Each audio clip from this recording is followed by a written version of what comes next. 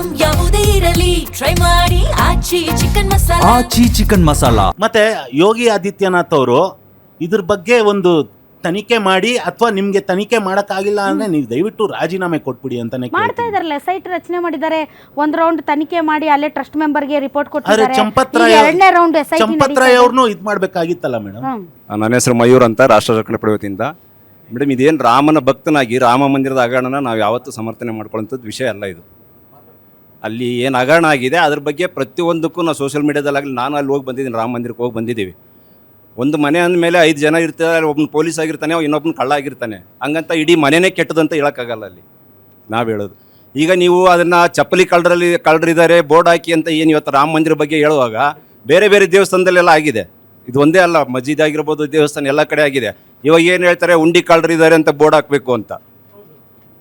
ಉಂಡ್ರಿ ಕಳ್ಳರಿದಾಗ ತಿರುಪತಿನಲ್ಲಿ ಆಯ್ತು, ಅಲ್ಲಿ ಯಾಕೆ ಹಾಕ್ಲಿಲ್ಲ? ಆ ಥರದ್ದು ಪ್ರತಿಯೊಂದು ಜಾಗದಲ್ಲಿ ಏನಾದರೂ ಒಂದು ದೊಡ್ಡದು ಅಂತ ನಡೆದಾಗ ಅಲ್ಲಿ ಸಾವಿರಾರು ಕೋಟಿ ಬಂದಾಗ ಅಲ್ಲಿ ಕೆಲವೊಂದು ಅವ್ಯವಹಾರ ಆಗುವಂಥದ್ದು ಸಾಮಾನ್ಯ ಇದೆ.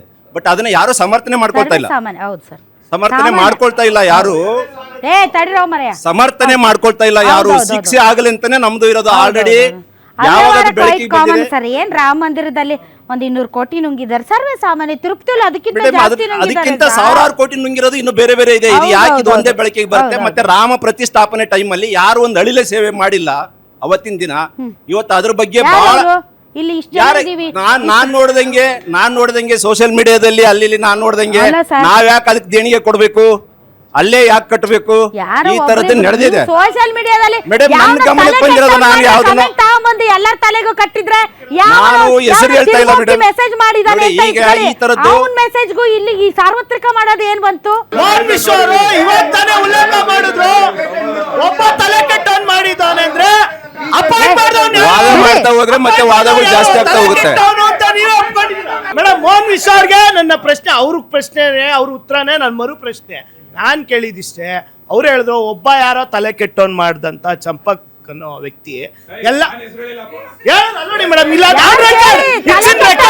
ಆಯ್ತಾಯ್ತು, ಯಾರೋ ಒಬ್ಬ ಮಾಡ್ದ ಅಂತ ಇಡೀ ಸಂಘಟನೆಗೆ ಹೇಳ್ಬೇಡಿ ಅಂತ ಹೇಳಿದ್ರಲ್ಲ. ಹಂಗಾರೆ ಆ ವ್ಯಕ್ತಿನ ಅಪಾಯಿಂಟ್ ಮಾಡಿದವರು ತಲೆ ಕೆಟ್ಟವ್ರ ಉತ್ತರ ಕೊಡಕ್ಕೆ ನೋಡಿ ಮೇಡಮ್. ಸುಮ್ನೆ ಇಲ್ಲಿ ಬದಲಾಯಿಸ್ಕೊಂಡು ಹೋಗೋದು ಇದು ಸಾಕು. ಮಂಕ್ ಬೂದಿ ಎರ್ಚೋದು ನಿಲ್ಸಕ್ ಹೇಳಿ ಮೇಡಮ್, ಅಷ್ಟೇ. ವಾಲ್ಮೀಕಿ ಹಗರಣದ ನುಂಗಿ ನೀರು ಕೊಡ್ತಾರ ನಾಗೇಂದ್ರ, ಅವ್ರನ್ನ ಅಪಾಯಿಂಟ್ ಮಾಡಿ ಸಿದ್ದರಾಮಯ್ಯ ತಲೆಗೆಟ್ಟವ್ರ. ಭೂಮಿ ಪೂಜೆ ಮಾಡಿದ್ದು ಮೋದಿಯವರು, ರಾಮನಿಗೆ ಪ್ರಾಣ ಪ್ರತಿಷ್ಠಾಪನೆ ಮಾಡಿದ್ದು ಮೋದಿಯವರು. ಅದರಲ್ಲಿ ನಡೆದಿರೋಂಥ ಈ ಸ್ಕ್ಯಾಮ್ ಏನಿದೆ ಅದಕ್ಕೆ ಅಕೌಂಟಬಿಲಿಟಿನೂ ಮೋದಿಯವರೇ ತಗೋಬೇಕು ಅನ್ನೋದು ನಮ್ಮ ಅಭಿಪ್ರಾಯ. ಜೈ ಶ್ರೀರಾಮ್. ಏನ್ ಇದ್ದಕ್ಕಿದ್ದಂತೆ ಪುಸ್ತಕಂತ ರಾಮನ ಮೇಲೆ ಪ್ರೀತಿ ಬಂದ್ಬಿಟ್ಟಿದೆ ನಿಮ್ಗೆ? ಮೇಡಮ್, ಅಲ್ಲ ನಿಮ್ ಬಾಯಲ್ಲಿ, ಕಾಂಗ್ರೆಸ್ ಅವ್ರ ಬಾಯಲ್ಲಿ ಜೈ ಶ್ರೀರಾಮ್ ಅಂತ ಬರಕ್ಕೆ ಹಗರಣನೇ ನಡೀಬೇಕಾಗಿತ್ತಾ? ಏನು ಗೊತ್ತೇನಕ್ಕ, ರಾಮ ಬಂದು ಯಾರಪ್ಪನ ಸ್ವತ್ತಿ ಅಲ್ಲ. ಹೌದು, ಬಟ್ ನೀವ್ ಎಂದು ಹೇಳಿರಲಿಲ್ಲ. ಸ್ವತ್ತು ನಮ್ಮ ರಾಮ. ನೀವು ರಾಮ ಬಂದ್ಬಿಟ್ಟು ಕಾಂಗ್ರೆಸ್ ಅಲ್ಲ, ಬಿಜೆಪಿನೂ ಅಲ್ಲ, JDS ಅಲ್ಲ, ಯಾವ ಪಕ್ಷದವ್ರದ್ದು ಅಲ್ಲ. ಇಡೀ ಅಖಂಡ ಭಾರತ ದೇಶದ ಹಿಂದೂ ರಾಷ್ಟ್ರದ ಎಲ್ಲರ ಹಿಂದೂ ರಾಷ್ಟ್ರದ ಒಂದೇ ನಿಮಿಷ ಒಂದು ನಿಮಿಷ ಮೇಡಮ್, ನಾನು ಹೇಳ್ತೀನಿ, ಒಂದ್ ನಿಮಿಷ ಕೇಳಿಸ್ಕೊಳ್ರಿ. ಜಾತ್ಯತೀತ ರಾಷ್ಟ್ರ ಕೇಳಿಸ್ಕೊಳ್ರಿ ಮೇಡಮ್. ಮೊದಲು ಬಂದು ಹಿಂದೂಸ್ತಾನ್ ಅಂತ ಹೆಸರಲ್ಲಿ ಇಂಡಿಯಾ ಅಂತ ಮಾಡಿದ್ವಿ. ಹಿಂದೂಸ್ತಾನ್ ಹೆಸರಲ್ಲಿ ಇಂಡಿಯಾ ಅಂತ ಮಾಡಿದ್ವಿ. ಇದು ರಾಮ ಯಾರಪ್ಪನ ಸ್ವತ್ತು ಅಲ್ಲ, ನಮ್ಮೆಲ್ಲರ ಸ್ವತ್ತು ರಾಮ. ಇವತ್ತು ಆ ರಾಮನ ಸ್ಥಾನದಲ್ಲಿ ಅನ್ಯಾಯ ಆಗಿರ್ತಾರೆ. ನಾನು ಕ್ವಶನ್ ಮಾಡ್ತಾ ಇದ್ದೀನಿ. ಒಂದೇ ಒಂದು ರಾಮಾಯ ರಾಮಭದ್ರಾಯ ರಾಮಚಂದ್ರಾಯ ವೇದಸೆ ರಘುನಾಥಾಯ ಸೀತಾಯ ಪತಹೇ ನಮಃ. ಈ ರಾಮನ ಆಡಳಿತದಲ್ಲಿ ಮೇಡಮ್, ಈ ರಾಮನ ಹುಟ್ಟಿರೋಂಥ ದೇಶದಲ್ಲಿ ನರೇಂದ್ರ ಮೋದಿಜಿ ಅವರು ನಮ್ಮಲ್ಲಿ ಏನಾದರೂ ಒಂದು ಸಮಸ್ಯೆ ಆದಾಗ ತಂದೆನ ಕ್ವಶನ್ ಮಾಡ್ತೀವಿ. ಆ ಹೊಣೆಗಾರಿಕೆನ ಅವ್ರು ಓರ್ಬೇಕು. ಯಾವಾಗ ರಾಮ ಮಂದಿರದ ಭೂಮಿ ಪೂಜೆ ಆಗಿರ್ಬೋದು, ಉದ್ಘಾಟನೆ ಆಗಿರ್ಬೋದು, ಓಡಾಡ್ಕೊಂಡು ಬಂದು ಭೂಮಿ ಪೂಜೆಯಲ್ಲಿ ತೊಡಸ್ಕೊಳ್ತಾರೆ. ಅದೇ ರೀತಿ ದೇಣಿಗೆ ಕಳ್ಳತನ ಹಾಗೂ ಅಕ್ರಮಗಳ ವಿರುದ್ಧ ಯಾಕೆ ಮೇಡಮ್ ಹಿಂದೆ ಇಲ್ಲ? ಯಾಕೆ ಮೇಡಮ್ ಮಾತಾಡ್ತಿಲ್ಲ? ಇದರಲ್ಲಿ ಅವ್ರಿಗೆ ಪಾಲಿದೆಯಾ? ಅದಕ್ಕೆ ಉತ್ತರ ಕೊಡ್ಲಿ ಮೇಡಮ್, ಸಾಕು. ಯಾಕೆ ಮೇಡಮ್ ಅವ್ರ ಜವಾಬ್ದಾರಿ ತಗೊಂತ ಇಲ್ಲ?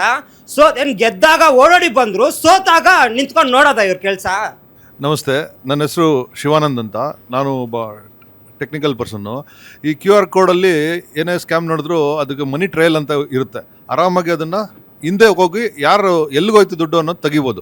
ಸೊ ಯಾರೇ ದೇವ್ರಿಗೆ ಕೊಟ್ಟರೆ ದೇವಸ್ಥಾನಕ್ಕೆ ಹೋಗಿ ಅಥವಾ ಏನೇ ಡೊನೇಟ್ ಮಾಡಿದ್ರು UPI ಅಲ್ಲಿ QR ಕೋಡಲ್ಲಿ ಕೊಡಿ, ಅವಾಗ ಅದಕ್ಕೊಂದು ಲೆಕ್ಕಾಚಾರ ಸಿಗುತ್ತೆ. ಕಳ್ಳರು ಅಂದರೆ ಅವ್ರ ಗ್ರೀಡ್ಗೋಸ್ಕರ ಜನ ಈ ಥರ ಮಾಡ್ತಾರೆ. ಆ ಗ್ರೀಡ್ನ ಹಿಡಿಯೋದಕ್ಕೂ ನಮ್ಮಲ್ಲಿ ಸಕ್ಷಮ ಇದೆ.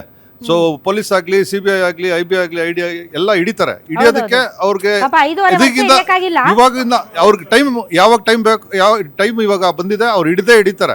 ಬಟ್ ಎಲ್ಲರೂ QR ಕೋಡಲ್ಲಿ ಕೊಡಿ ಅಂತ ನನ್ನ ಇದು.